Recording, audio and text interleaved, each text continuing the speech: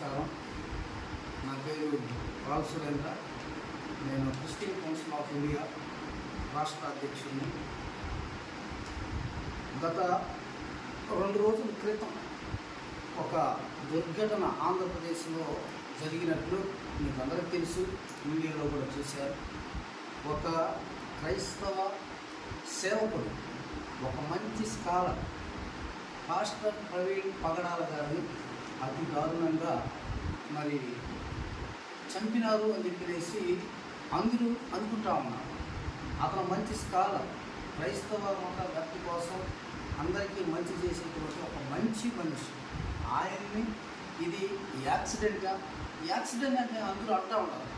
ఆ టైంలో యాక్సిడెంట్ అయితే సీసీ ఫుటేజ్ టేబుల్లో ముందుగానే కూడా ఆయన హెడ్లైట్కి దెబ్బ తగిలింది.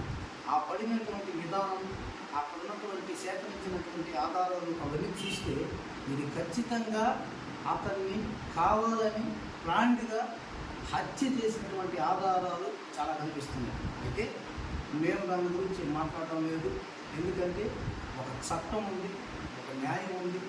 ఆల్రెడీ ఆయన పోస్ట్ మార్టం అయ్యింది. ఆ రిపోర్టు కోసం ఎదురు చూస్తున్నాం. వచ్చే రిపోర్టు చట్టం మీద మాకు గౌరవం ఉంది, పోలీసు వ్యవస్థ మీద మాకు నమ్మకం ఉంది, న్యాయ వ్యవస్థ మీద అపారమైనటువంటి నమ్మకం ఉంది.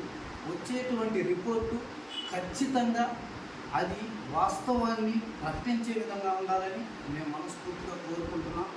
ఏది ఏమైనప్పటికీ కూడా ఒక క్రైస్తవ లోకము ఒక మంచి విశ్వాసిని, ఒక మంచి వ్యక్తిని కోల్పోయింది. ఈరోజు మేమంతా దిగ్భ్రాంతికి గురైపోయినాం. వేల జనాలు ఈ దినం ఆయన్ని వరికి జరుగుతాం. అక్కడ ఆంధ్రప్రదేశ్, తెలంగాణలో ఉన్నటువంటి ప్రతి క్రైస్తవ సంస్థ, ప్రతి పాస్టరు, ప్రతి దైవ సేవకుడు, ఆయన అనుచరులు అందరూ ఉన్నారు అక్కడ.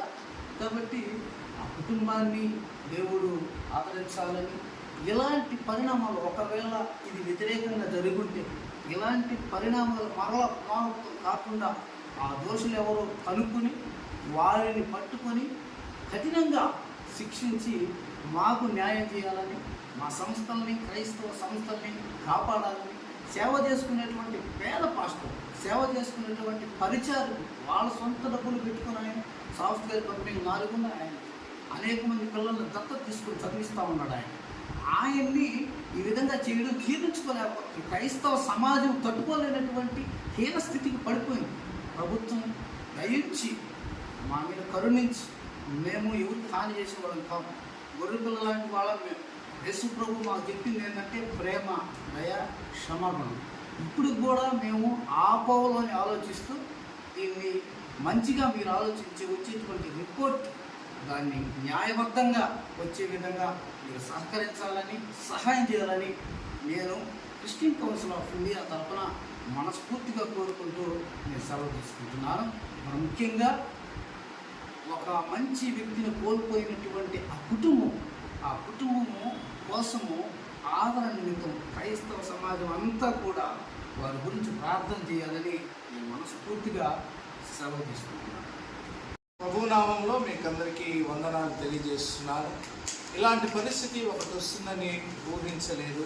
ఎందుకంటే భారతదేశంలోనే ఒక గొప్ప జ్ఞానం కలిగినటువంటి దైవజనుడు ప్రవీణ్ పగడాల గారు అనేకులకు సత్యాన్ని ప్రకటించుటలో భయపడకుండా, వెనక అడుగు వేయకుండా ముందుకు వెళ్తున్న సమయంలో, ప్రపంచానికి సత్యాన్ని చూపించే సమయంలో ఇలాంటి దుర్ఘటన జరగడం ఎంతో బాధాకరం. ఏది ఏమైనప్పటికీ క్రైస్తవ సమాజం ఒకటి మాత్రం గుర్తుపెట్టుకోవాలని తెలియజేస్తున్నారు. ఎందుకంటే మనం నమ్ముకున్న దేవుడు నీతి న్యాయముల సింహాసనం మీద అధిరోహించేటువంటి గొప్ప దేవుడు. కాబట్టి నీతిని, న్యాయమును సింహాసనములుగా చేసుకుని పరిపాలించేటువంటి దేవుడు. కాబట్టి ఆ గొప్ప దేవుడిని నమ్ముకుని ఉంటున్నాం.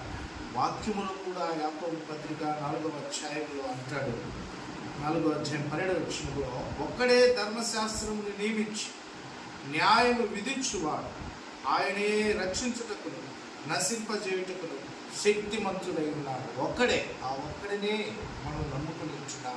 ఆ ఒక్కడే మనకు న్యాయం తీరుస్తాడు. లోకము ఒకవేళ న్యాయముగా చేయలేని పక్షములో దిగులు పడాల్సిన అవసరం లేదు. ఎందుకంటే మన యొక్క నీతి యథార్థత సమస్తము కాపాడుతున్న దేవుడు కునుకడు నిద్రపోడు. మనల్ని చూచుచున్నవాడు ఆయన సమస్తము చేయగలడు. ఆ కుటుంబానికి ఆదరణగా మనమందరం కూడా ప్రార్థన చేయాల్సిన వారు. నేను కూడా ఈ సమయంలో చిన్న ప్రార్థన కుటుంబం నిమిత్తం ప్రార్థన చేయాలని ఇష్టపడుతున్నా. ప్రార్థించుకున్నా.